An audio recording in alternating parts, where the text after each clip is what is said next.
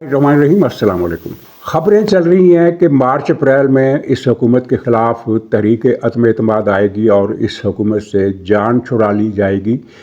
इन क़यास आराइयों की और अफवाहों की वजह क्या है और क्या मोहसिन नकवी ने पिछले दिनों हुकूमती इत्तेहादी पार्टियों के रहनुमाओं से जो मुलाकात की है 2 दिन पहले, क्या उनका ताल्लुक़ अदम एतमाद की तहरीक से है? और फिर ये सवाल कि ये तअस्सुर बन रहा है कि पीटीआई का दबाव काम कर गया, ये कितना सही है? अफ़गानिस्तान में दहशतगर्दों के 7 ठिकानों पर कामयाब हमले हुए हैं, उनमें बहुत सारे दहशतगर्द मारे गए हैं, लेकिन इत्तलात है कि वहाँ कुछ आम शहरी और ख़ास तौर पर अच्छी खासी तादाद में बच्चे और औरतें भी मारी गई हैं। और इसी तरह वादी तिरा में एक और ऑपरेशन हुआ है जिसमें फायरिंग के ज़रिए 6 अफराद को मारा गया है और कहा यह जा रहा है कि ये 6 के 6 सिविलियन थे, इनका दहशतगर्दों से कोई ताल्लुक़ नहीं। और सोहेल अफरीदी ने खैबर पख्तूनख्वा के वज़ीर आला ने इस पर मज़म्मत की है। तो नाज़रीन, आगाज़ करते हैं तहरीक अदम एतमाद की खबरों से। ये एक तअस्सुर फैल रहा है और बहुत सारे जो सहाफ़ी हैं, तज्ज़ियाकार हैं, वो अपने प्रोग्रामों में और व्लॉग्स में और इसके अलावा सोशल मीडिया पर जो चीज़ें चल रही हैं उनके ज़रिए इस तरह की ये एक कैफियत बनती हुई नज़र आ रही है कि फ़ौज मौजूदा हुकूमत से तंग आ गई है, उसके सब्र का पैमाना लबरेज़ हो गया है और ख़ास तौर पर मरियम नवाज़ के इक़दामात से बहुत ज़्यादा परेशानी और बेजारी ज़ाहिर की जा रही है। तो चुनांचे अब मार्च अप्रैल में इस हुकूमत का तख्ता पलट जाएगा और बजट कोई नई हुकूमत पेश करेगी। ये नई हुकूमत कौन सी होगी ये अभी वाज़ेह नहीं है। तो इन क़यास आराइयों की बुनियाद बनाया गया है वज़ीर दाखिला मोहसिन नकवी की कुछ मुलाकातों को, जो उन्होंने पिछले दिनों बीएनपी के रहनुमाओं से की और एमक्यूएम के रहनुमाओं से की और फिर पीपल्स पार्टी के रहनुमाओं से भी की, बल्कि पीपल्स पार्टी के तो वो एक इजलास में भी शरीक हुए। और कहा जा रहा है कि इन मुलाकातों की आखिर ज़रूरत क्यों पेश आई। माजी का हवाला दिया जा रहा है कि माजी में जब हुकूमती इत्तेहादी तोड़े जाते थे तो उनसे राब्ते होते थे और फिर हुकूमत के इत्तेहादी उसका साथ छोड़ जाते थे और हुकूमत गिर जाती थी। और ज़ाहिर है ज़िया-उल हक के दौर के बाद 4 मरतबा हुकूमतें पलटी इन्हीं इत्तेहादियों की वजह से। और फिर पिछली मरतबा इमरान ख़ान की हुकूमत भी इसी तरह ख़त्म हुई कि उसके इत्तेहादी तोड़ लिए गए या उससे ख़ुद जुदा हो गए, जो भी हुआ। लेकिन इत्तेहादी जब अलग हुए तो वो हुकूमत गिर गई और नई हुकूमत बन गई। तो अब ये एक बहुत ज़्यादा मुनज़्ज़म या फैलाव के साथ ये अफवाहें या ख़बरें या क़यास आराइयाँ चल रही है कि फ़ौज और मुक़्तदर इदारे जो भी हैं वो मौजूदा हुकूमत से इतने तंग हैं कि अब उन्होंने इसकी छुट्टी कराने का फ़ैसला कर लिया और वो ये बोझ ज़्यादा देर बर्दाश्त नहीं कर सकते। अच्छा, मोहसिन नकवी ने मुलाकातें क्यों की वो भी अब चीज़ सामने आ गई है, लेकिन इससे पहले इस तअस्सुर के पीछे जो बुनियाद है वो देखिए उसमें कितनी हकीकत है। कहा यह जा रहा है कि ये इत्तेहादी जमातें हुकूमत से अलग हो जाएंगी तो तहरीक अदम एतमाद के ज़रिए इस हुकूमत की छुट्टी कर दी जाएगी। बात यह है कि माजी में जब भी इत्तेहादी अलग हुए तो हुकूमत के पास ज़ाहिर है अक्सरियत नहीं हुआ करती थी, वो इत्तेहादियों की वजह से हुकूमत में होती थी और जब वो इत्तेहादी साथ छोड़ जाते थे तो हुकूमत भी ख़त्म हो जाती थी, तहरीक अदम एतमाद कामयाब हो जाती थी। लेकिन इस मरतबा मुस्लिम लीग नून जो हुक्मरान पार्टी है उसके पास अपने तौर पर सादा अक्सरियत मौजूद है, सादा अक्सरियत मौजूद है। और जो आज़ाद उम्मीदवार थे वो मुस्लिम लीग में बाकायदा शामिल होने के बाद तहरीक अदम एतमाद में वोट डालने का हक, मुखालफत में वोट डालने का हक खो चुके हैं। तो इस हुकूमत के ख़िलाफ़ तहरीक अदम एतमाद कैसे लाई जाएगी, इन अफवाहों में इसका कोई ज़िक्र नहीं है, इसका कोई जवाब नहीं है। और अनोखी बात यह है कि बहुत सारे लोग इस थ्योरी पर यकीन कर बैठे हैं और मुझे लगता है कि इस तहरीक के पीछे, इस मुहिम के पीछे पीटीआई तो है ही, कुछ और लाबियाँ भी हैं और उनका जो बुनियादी मकसद था वो कामयाब हो गए, उनमें उसे हासिल करने में कामयाब हैं। इस तरह कि एक बेयकीनी की फ़ज़ा मुल्क में फैल गई है, जबकि तहरीक अदम एतमाद तो आ ही नहीं सकती। ये बात लिखी हुई है दीवार पर, कोई सवाल पैदा नहीं होता। यानी अगर तहरीक अदम एतमाद लानी है तो उसके लिए मुस्लिम लीग नून के अंदर से वोटरों की एक तादाद को तोड़ना पड़ेगा। सिर्फ इत्तेहादी जमातों से काम नहीं चलेगा और जब उन्हें तोड़ा जाएगा तो उन पर फ्लोर क्रॉसिंग लागू होगी और सुप्रीम कोर्ट के फैसले के मुताबिक یہ لوگ جب ووٹ ڈالیں گے تو ایک تو ان کا ووٹ گنا نہیں جائے گا، اور دوسرے یہ کہ ووٹ ڈالتے ہی ان کی رکنیت منسوخ ہو جائے گی۔ تو ایسا کیوں کر ہوگا، ایسا کیسے ممکن ہوگا،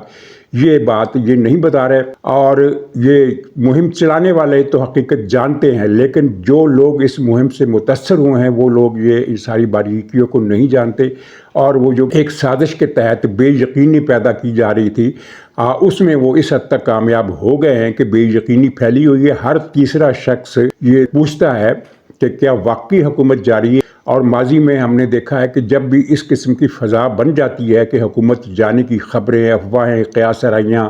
چل رہی ہوتی ہیں تو پیچھے واقعتاً کچھ نہ کچھ ہو رہا ہوتا ہے، اور پھر بالآخر یہ قیاس آرائیاں سچ ثابت ہوتی ہیں۔ لیکن ان تجربات کی بنیاد پر اس مرتبہ جو مہم چلائی جا رہی ہے اس کی بنیاد نہیں ہے، اور بے شک اس حکومت سے، وفاقی حکومت سے بھی، اور خاص طور پر پنجاب حکومت سے بھی مقتدر اداروں کو بہت ساری شکایات ہیں۔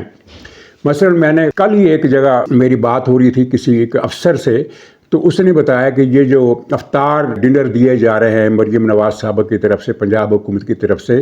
تو ایک سموسہ دیا جاتا ہے اور اس کے ساتھ مریم نواز کی ایک تصویر دی جاتی ہے۔ ان تصویروں پر کروڑوں روپیہ خرچ ہوتا ہے، تو اس چیز کو بھی برا منایا گیا ہے، اور بلکہ ہوا یہ ہے کہ لوگ جب سموسہ اٹھاتے ہیں اور ساتھ میں مریم نواز صاحبہ کی تصویر انہیں ملتی ہے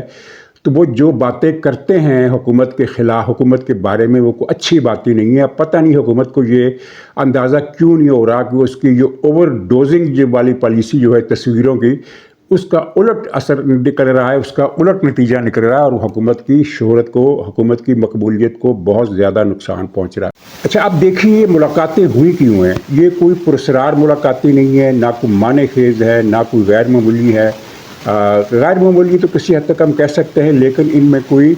ایسی بات نہیں ہے جس کی بنیاد پر کہانی کی کھوج کی جائے کہ یہ کچھ دال میں کالا ہے۔ ہوا یہ کہ پیپلز پارٹی اور ایم کیو ایم میں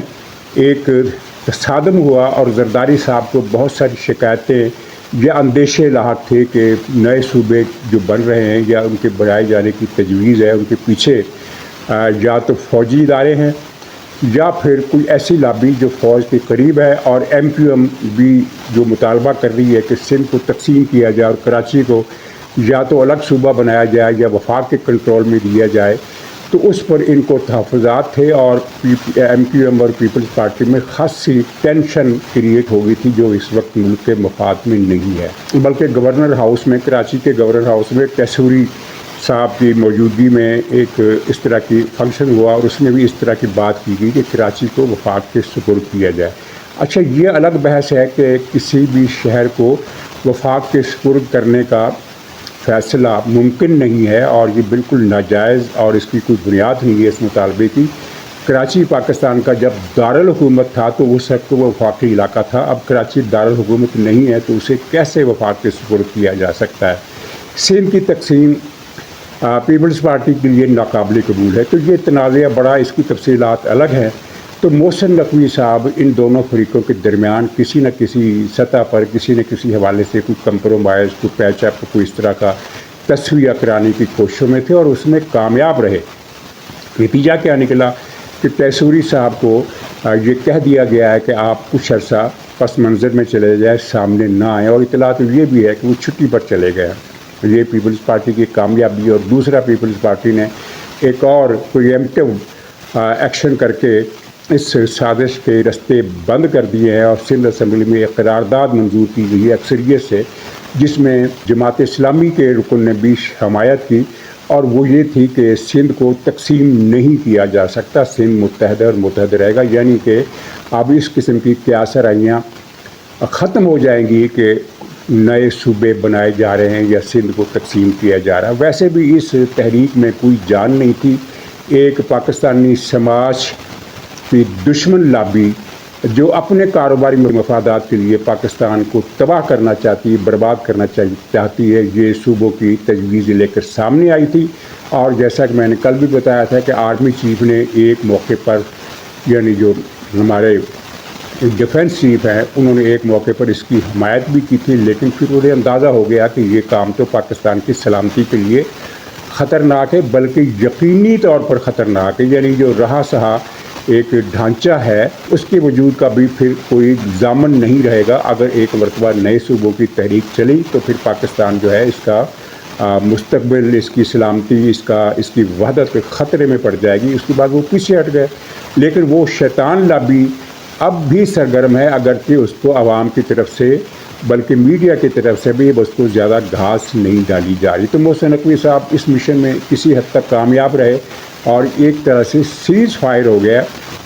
یعنی یہ نہیں کہ متحدہ نے اپنا مطالبہ واپس لے لیا لیکن خاموشی اختیار کر لی ہے، یعنی کہ معاملہ ٹل گیا ہے۔ تو یہ بات تھی اور اس بات کی بنیاد پر پھر یہ مہم چلائی گئی، اور اس مہم کو تقویت اس بات سے ملی کہ مریم نواز کے خلاف پروپیگنڈا ایک مہم بہت زیادہ زور پکڑ گئی، اور اب تقریباً ہر چینل پر مریم کے خلاف پروگرام ہو رہے ہیں، اور اس کی وجوہات میں ظاہر ہے خود مریم صاحب کی گورننس کا بھی ہاتھ ہے۔ انہوں نے جس بھی اعتدالی سے